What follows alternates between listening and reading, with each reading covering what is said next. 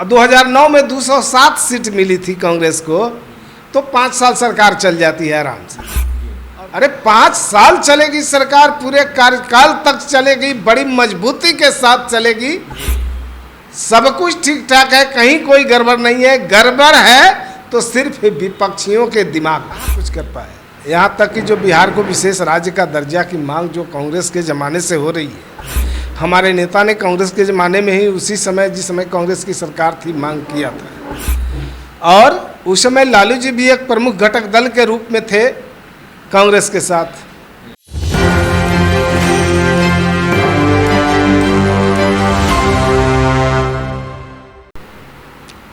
नमस्कार, मेरा नाम सदंजड़, आप देख रहे हैं न्यूज़ 24।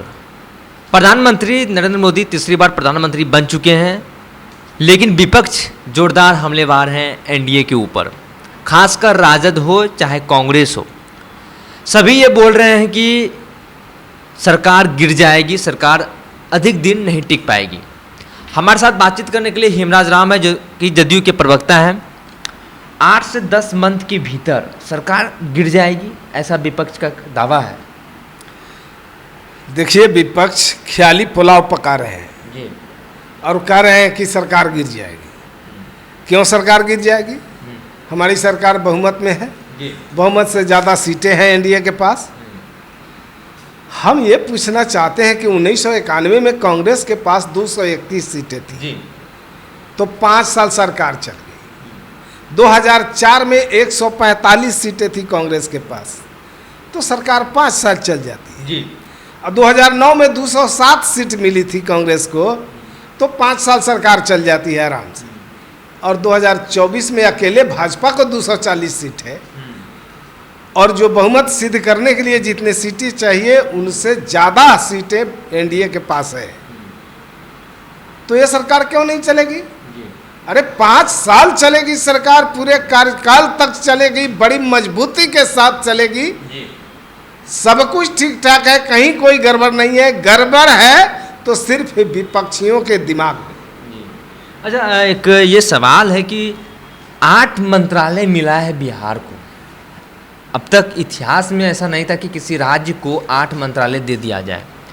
बिहार में अगले साल विधानसभा चुनाव होना है, लेकिन विपक्ष ये कह रहे हैं कि 8 मंत्रालय क्या बिहार को झुंझुना थमा दिया गया, एक भी बेहतर मंत्रालय नहीं मिला। क्या कहना चाहेंगे इसके ऊपर आप? इससे पहले भी जब कांग्रेस की सरकार थी, हाँ, और लालू जी 24 सांसदों के बल पे समर्थन में थे, कांग्रेस के साथ थे जी, तो 12 मंत्री थे उनके पास, 12 मंत्री थे केंद्र की सरकार में, तो कहाँ कुछ कर पाए। यहाँ तक कि जो बिहार को विशेष राज्य का दर्जा की मांग जो कांग्रेस के ज़माने से हो रही है, हमारे नेता ने कांग्रेस के ज़माने में ही उसी समय जिस समय कांग्रेस की सरकार थी मांग किया था, और उस समय लालू जी भी एक प्रमुख घटक दल के रूप में थे कांग्रेस के साथ। लेकिन कभी लालू जी ने बिहार को विशेष राज्य का दर्जा देने की मांग को समर्थन नहीं किया।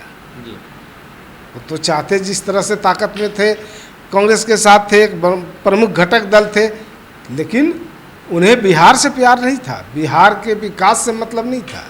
मतलब लालू जी को शुरू से अभी तक सिर्फ अपने परिवार से, अपने परिवार के उन्नति उत्थान से और पारिवारिक संपत्ति अर्जित करने से मतलब है।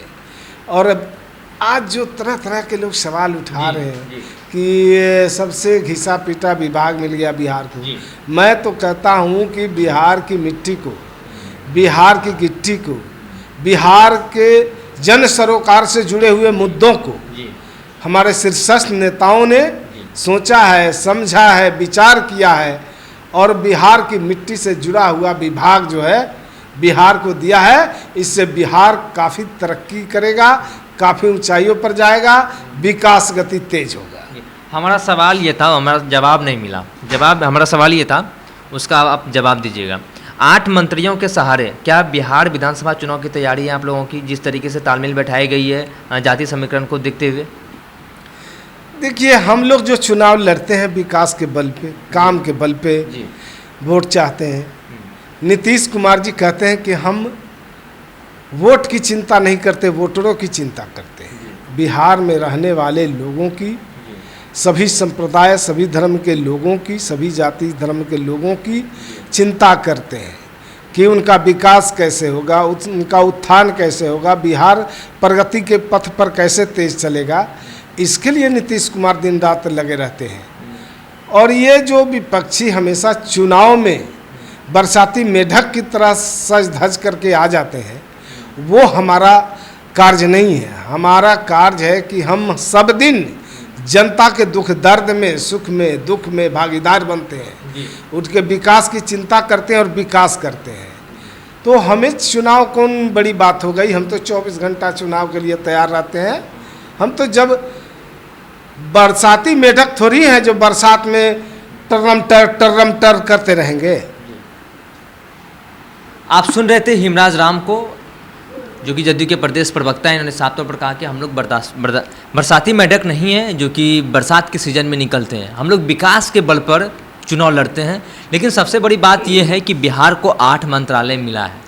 क्या देखने वाली सबसे दिलचस्प होगी कि आगे विधानसभा चुनाव होनी है 2025 में, क्या इन 8 मंत्रियों के सहारे जनता दल यूनाइटेड और भारतीय जनता पार्टी और LJPR यानी चिराग पासवान की पार्टी मिलकर इन 8 मंत्रियों के सहारे चुनावी मैदान में होंगे। लेकिन हिमराज के अपने दावे थे, इन्होंने साफ तौर पर कहा कि हम विकास के नाम पर काम करते हैं और विकास के नाम पर चुनाव लड़ते हैं। हमारे मुख्यमंत्री यानी नीतीश कुमार ने जो काम किया है उसको लेकर हम जनता के बीच में जाते हैं। बहरहाल इस खबर में इतना ही। आगे की अपडेट के